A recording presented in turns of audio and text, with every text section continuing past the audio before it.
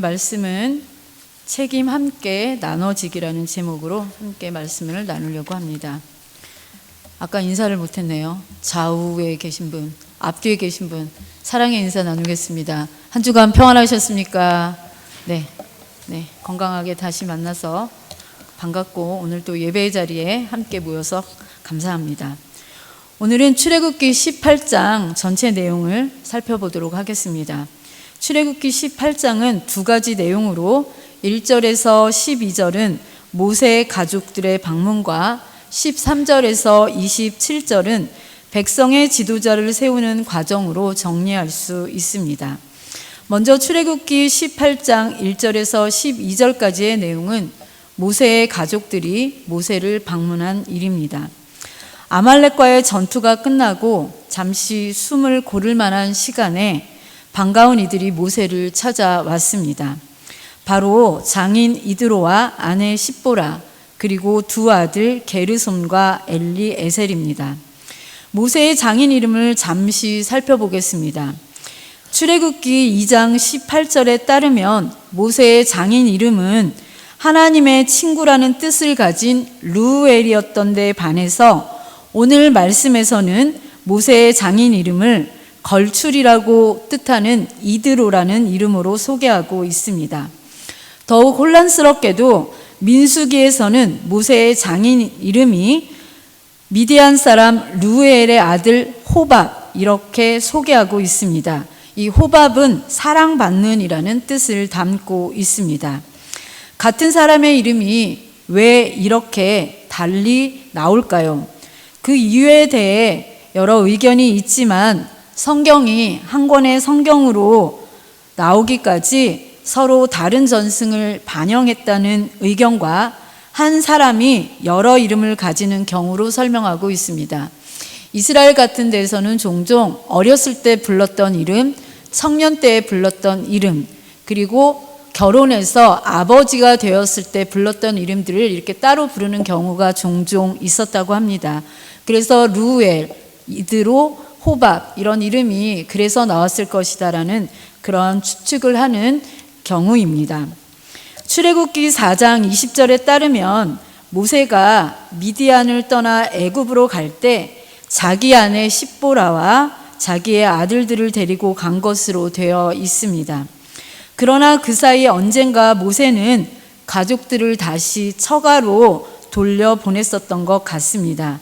그래서 출애굽기 4장 20절 이후 모세의 가족에 관한 언급이 없었던 것이 여기에서 비로소 설명이 되고 있습니다. 모세의 두 아들의 이름은 모세의 삶을 고스란히 드러내고 있습니다. 맏아들 게르솜은 나그네라는 뜻으로 모세가 이방 땅에서 객이 되었음을 나타내는 단어입니다. 둘째 아들의 이름은 엘리에셀로 하나님이 도우셨다는 뜻입니다. 이 뜻은 바로의 칼에서 구원하셨음을 나타냅니다. 이렇게 아들들의 이름을 통해 모세가 어떤 삶을 살았는지 알 수 있게 해줍니다. 모세는 장인과 가족들을 장막으로 영접한 후에 그동안 일어났던 일들을 다 이야기합니다. 하나님이 이스라엘을 위하여 바로와 애굽 사람에게 행하신 일들과 그들을 구원하기 위해 하신 일들을 하나하나 짚어가며 이야기합니다. 감사는 늘 생각에서 나오고 생각은 기억을 더듬으며 시작된다는 말이 있습니다. 모세는 자신이 경험한 하나님의 구원의 역사를 나눔으로 하나님의 은혜의 역사를 더 깊게 새길 수 있었습니다. 출애굽기에서는 이드로를 미디안의 제사장으로 소개하고 있는데 그가 야훼 하나님을 섬기는 사람이었는지 여부에 대해서는 알 수 없습니다. 하지만 그는 분명 열린 마음의 사람이었습니다. 도망자 모세를 사이로 맞아들인 것만 보아도 그는 눈에 보이는 현상에만 머물지 않았다는 사실을 알 수 있습니다. 9절에 보면 이드로는 모세의 증언을 듣고 기뻐했다고 전하고 있습니다. 이 기뻐하다로 번역된 히브리어 동사 하다라는 단어는 구약에 드물게 나오는 낱말입니다. 오늘까지 딱 3군데에 나오는데 욥기 3장 7절, 시편 21편 6절에서 이 단어가 쓰이고 있습니다. 이 같은 낱말을 그리스어 70인 역에서는 엑시스테미, 황홀 상태가 되다로 번역하고 있습니다. 전율할 것 같은 기쁨을 나타낼 때 쓰는 단어입니다. 이드로는 이스라엘에게 행하신 여호와의 구원하심을 진심으로 기뻐하고 있습니다. 그리고 그의 마음은 11절에서 여호와를 찬양함으로 나타납니다. 11절 말씀 보시겠습니다. 이제 내가 알았도다. 여호와는 모든 신보다 크심으로 이스라엘에게 교만하게 행하는 그들을 이기셨도다 하고, 이드로는 기꺼이 하나님께 번제물과 희생 제물을 바쳤습니다. 이것은 그가 모세를 방문할 때 빈손으로 온 것이 아니라는 사실을 보여주는 대목입니다. 그래서 하나님께 제사 후에 모든 이스라엘 장로들이 와서 함께 하나님의 떡을 나누어 먹었다고 오늘 성경 말씀은 기록하고 있습니다. 이 1절에서 12절까지의 말씀은 모세가 가족들을 만나서 재충전의 시간을 갖는 모습을 소개하고 있습니다. 모세는 이스라엘 백성을 이끄는 지도자로 애굽에서부터 힘들고 어려운 시간을 보냈습니다. 물론 옆에 아론과 미리암이 함께 했지만 모세는 때때로 외롭고 때때로 자신의 마음을 누군가와 나누고 싶었을 것입니다. 오늘 말씀에는 그러한 모세의 모습이 잘 나타나 있습니다. 그리운 가족과 또한 자신이 존경하는 장인 이드로를 다시 만난 기쁨, 그로 인해 하나님이 자신과 이스라엘 백성에게 행하신 일들을 나누는 이 모세의 모습은 우리의 모습과도 닮아 있습니다. 이렇게 재충전의 시간을 통해 모세가 계속해서 이스라엘 백성의 지도자로 설 수 있었음을 알 수 있습니다. 다음 말씀은 출애굽기 18장 13절에서 27절까지의 말씀으로 백성들을 이끌 지도자를 선출하는 과정을 소개하고 있습니다. 우리가 배웠듯이 출애굽한 이스라엘 백성들은 장정만 60만 명이 넘는다고 했습니다. 그러니까 남녀노소를 모두 합하면 200만 명이 될 것으로 추산하고 있습니다. 그러므로 그 수백만의 사람들이 함께 살 때에 인간 세상 어느 곳과 마찬가지로 많은 문제들이 발생하는 것은 당연한 일이었습니다. 그런데 백성들의 모든 소송 사건을 재판할 사람은 모세 한 사람뿐이었습니다. 만일 이곳 키치너 워터루에 소송 사건을 담당할 재판관이 딱 한 사람이라면 어찌 되겠습니까? 모세는 이스라엘 백성들 사이에서 일어나는 모든 소송 사건을 재판하느라고 아침부터 저녁까지 매달리게 되었습니다. 이스라엘 백성 역시 모세의 재판을 받기 위해서 어떤 사람들은 종일토록 기다려야만 했습니다. 그러니 모세는 모세대로, 이스라엘 백성은 이스라엘 백성대로 못 견딜 일이었습니다. 저는 13절에서 14절 말씀을 읽으면서 코로나 팬데믹 시절 어디를 가나 길게 줄을 섰던 그 시절이 떠올랐습니다. 그때 우리는 얼마나 많이 힘들었습니까? 이러한 때에 방문한 모세의 장인 이드로는 어찌 보면 하나님이 모세에게 보낸 선물 같은 존재입니다. 모세 혼자 재판하는 모습을 지켜본 장인 이드로는 모세에게 이렇게 이야기합니다. 17절에서 18절 말씀입니다. 모세의 장인이 그에게 이르되 내가 하는 것이 옳지 못하도다. 너와 또 너와 함께한 이 백성이 필경 기력이 쇠하리니 이 일이 내게 너무 중함이라. 내가 혼자 할 수 없음이라. 17절에 나오는 옳지 못하다라고 번역된 히브리어 로토브는 여기 말고 딱 한 번 더 사용된 적이 있는데 창세기 2장 18절에 사람이 혼자 사는 것이 좋지 아니하니라는 구절입니다.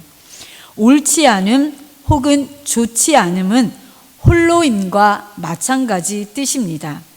히브리어 성경이 한결같이 가르치는 바는 사람은 홀로 살 수 없고 홀로 이끌 수도 없다는 것입니다. 생명을 뜻하는 히브리어 단어 하임은 그 자체로 복수형을 쓰고 있습니다. 사람인도 두 사람이 비스듬히 기댄 모습을 형상화한 것이라고 했습니다. 그래서 이드로는 다음과 같이 조언해 주었습니다. 21절에서 22절 말씀입니다. 너는 또 온 백성 가운데서 능력 있는 사람들 곧 하나님을 두려워하며 진실하며 불의한 이익을 미워하는 자를 살펴서 백성 위에 세워 천부장과 백부장과 50부장과 10부장을 삼아 그들이 때를 따라 백성을 재판하게 하라. 큰 일은 모두 내게 가져갈 것이요 작은 일은 모두 그들이 스스로 재판할 것이니 그리하면 그들이 너와 함께 담당할 것인즉 일이 내게 쉬우리라. 모세는 장인 이드로의 지혜로운 조언을 받아들여 능력이 있는 사람을 백성의 중간 지도자로 삼았고 어려운 일은 모세 자신이 재판하고 간단한 사건은 그들로 처리하도록 하였다는 것이 오늘 13절 이하의 본문의 내용입니다. 모세의 장인 이드로는 이 백성의 지도자를 선택할 때 그 조건으로 능력 있는 사람, 이런 사람이어야 한다고 했습니다. 여기 능력 있는 사람이란 세상적으로나 육체적으로 다른 사람보다 월등한 힘과 능력을 가지고 있는 사람, 이런 사람을 말하기보다는 하나님의 관점으로 보았을 때 능력 있는 사람을 의미합니다. 다시 말하면 하나님의 거룩한 역사에 참여할 선한 일꾼을 의미하는 말씀입니다. 이드로는 그 같은 선한 일꾼의 조건으로 세 가지를 제시하였습니다. 이 기준은 하나님의 일꾼의 기준이지만 모든 그리스도인의 기준이기도 합니다. 첫째는 하나님을 두려워하는 사람, 둘째는 진실한 사람, 셋째는 불의한 이익을 미워하는 사람입니다. 하나님의 사람, 하나님의 일꾼은 첫 번째로 하나님을 두려워하는 자라고 말씀하고 있습니다. 오늘 불신자들에게는 하나님을 경외하는 마음, 즉 하나님을 두려워하는 마음이 없습니다. 그래서 그 마음에 이르기를 하나님이 없다 하고 하나님을 모른다, 여호와가 누구냐 하면서 무지 목매하게 행합니다. 하나님이 없다고 하는 사람을 가리켜서 무신론자라고 하는데 강영한 교수의 책 신을 모르는 시대의 사람에 보면 무신론자는 두 종류가 있다고 했습니다. 첫 번째는 이론적인 무신론자가 있는데 이 사람은 처음부터 하나님의 존재나 하나님의 역사를 인정하지 않는 사람입니다. 두 번째 사람은 실제적인 무신론자가 있는데 이 사람은 하나님의 존재를 믿는다고 말하고 고백하고 그렇게 생각하지만 실제 삶에서는 마치 하나님이 존재하지 않는 것처럼 사는 사람, 신자이지만 성경을 많은 의견 중에 하나에 지나지 않는다고 생각하는 사람, 자신의 생각이나 관점을 더 중요하게 여기고 신앙 고백은 하지만 세상 사람들의 철학과 가치관에 의존하는 사람, 천국과 지옥에 대한 명확한 확신이 없는 사람을 가리켜 말하고 있습니다. 이 실제론적인 무신론자에 대해서는 디도서 1장 16절에서 이렇게 말씀하고 있습니다. 그들이 하나님을 시인하나 행위로는 부인하니 가증한 자요, 복종하지 아니하는 자요, 모든 선한 일을 버리는 자니라. 한국에서 공부 잘하기로 소문난 학교 중에 거창고등학교가 있습니다. 요즘도 그런 레벨에 드는지는 잘 모르겠습니다. 제가 있을 때는 거창고등학교가 공부 잘하는 학교 중에 하나였습니다.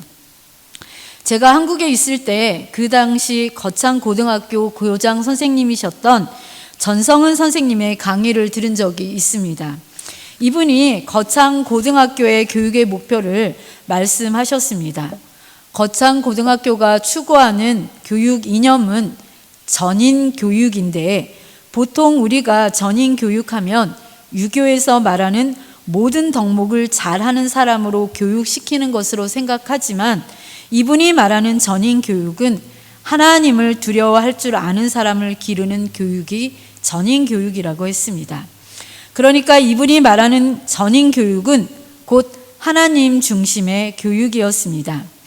이분이 말하기를 사람의 인격 변화는 교육으로 되는 것이 아닌 하나님에 의해서만 가능한 하나님의 영역이라는 것입니다. 그래서 인격 변화는 물과 성령으로 거듭날 때 가능하다고 했습니다.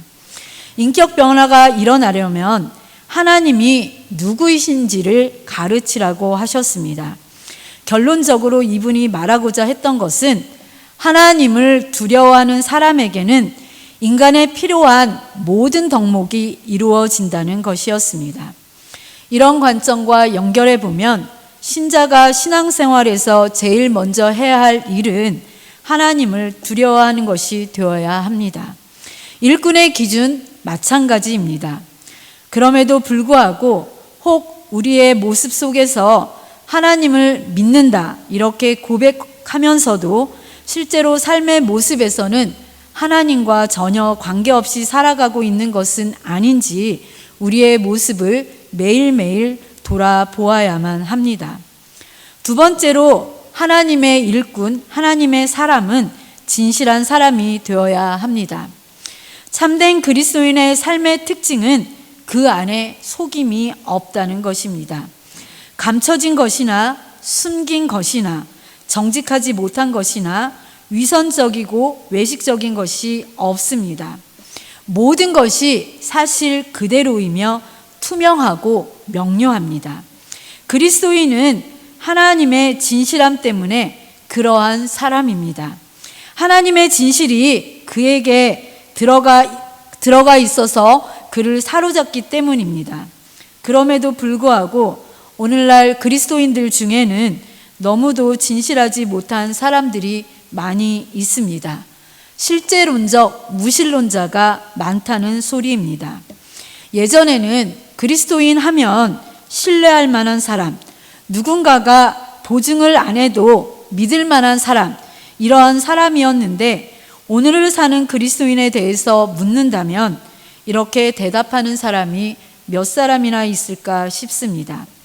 시편 12편 1절에서 2절 말씀에는 여호와여 도우소서, 경건한 자가 끊어지며 충실한 자들이 인생 중에 없어지나이다. 그들이 이웃에게 각기 거짓을 말하며 아첨하는 입술과 두 마음으로 말하는도다. 이렇게 탄식하였습니다.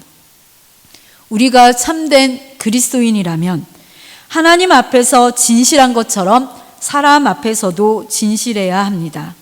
성도의 인격, 성도의 언행은 그 나라, 그 사회의 양심의 척도가 되어야 합니다. 그리스도인의 세계, 이 성도의 세계를 떠나서 그 어디에서 보다 나은 진실, 더 깨끗한 양심을 기대할 수 있겠습니까? 신자들은 말할 것도 없고 세상 사람들에게도 성도의 말 한마디면 보증 수표보다도 더 신임을 받을 수 있어야 합니다. 단언컨대 신앙과 인격의 생명력은 진실한 데 있음을 확실합니다. 이러한 회복이 우리 사회의 그리스도인들에게 있기를 소망해 봅니다.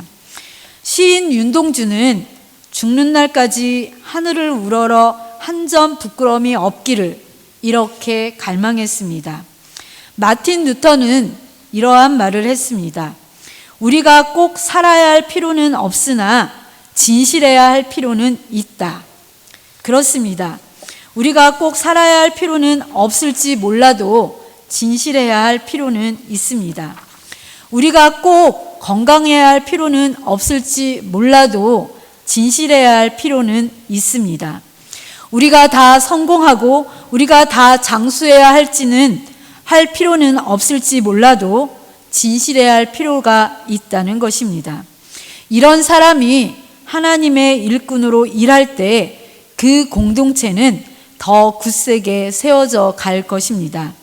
이런 그리스도인들이 그러한 세상을 변화시킬 수 있습니다. 특히 지도자로 세워진 하나님의 일꾼들이 있는 세계 곳곳, 교회, 또 이 세상 모든 공동체 안에 무엇보다 진실함이 가득하기를 기도합니다. 세 번째로, 불의한 이익을 미워하는 자라야 합니다. 불의한 이익이란 힘을 써서 불법적으로 뺏은 재물을 말합니다.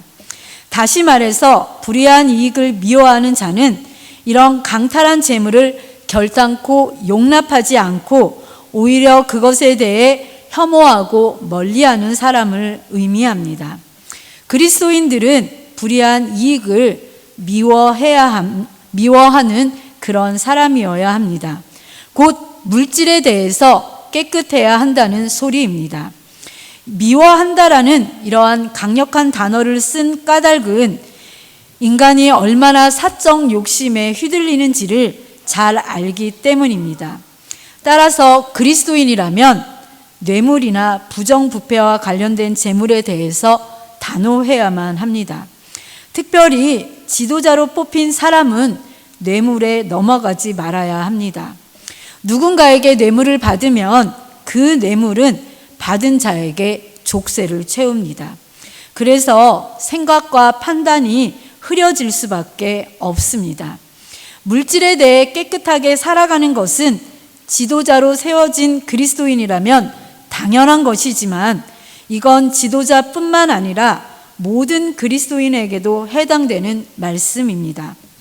모세는 이렇게 이드로의 충언을 기꺼이 받아들였습니다. 그리고 백성들과 함께 권한과 책임을 나눴습니다. 진정한 지도력은 책임과 권한을 함께 나누는 데서 출발합니다. 이 일을 통해 광야 공동체는 비로소 평등 공동체를 향한 초보적인 조직을 갖추게 되었습니다. 모세가 먼저 할 일은 백성들에게 율례와 법도를 가르쳐서 그들로 마땅히 갈 길과 할 일을 분별하도록 하는 것이었습니다. 그리고 이 일 후에 할 일은 바로 백성 가운데서 좋은 지도자를 뽑는 것입니다. 그렇게 해서 뽑힌 지도자들은 자기들에게 위임된 권한을 가지고 백성들을 재판했고 판단하기 어려운 일은 모세에게 가져왔습니다. 성경은 이처럼 어떠한 개인도 공동체나 나라를 이끄는 데 필요한 모든 능력 혹은 덕을 다 가질 수 없다는 사실을 가르쳐 줍니다. 사도 바울이 말한 대로 교회에 여러 지체가 있는 이유입니다. 이렇게 여러 기관의 일꾼들을 통해서 교회는 온전하게 세워져 가는 것을 볼 수 있습니다. 사랑하는 우리 드림교회도 말씀으로 가르침을 받은 주의 일꾼으로 뽑힌 여러분 모두가 첫 번째는 하나님을 두려워하고 두 번째는 진실하고 세 번째는 불의한 이익을 미워하는 곧 물질의 깨끗한 일꾼들이 되어서 우리 교회를 더 든든히 세워가고 여러분 자신은 하나님 앞에 귀하게 쓰임받는 복된 일꾼들이 다 되시기를 주님의 이름으로 축복하며 소원합니다.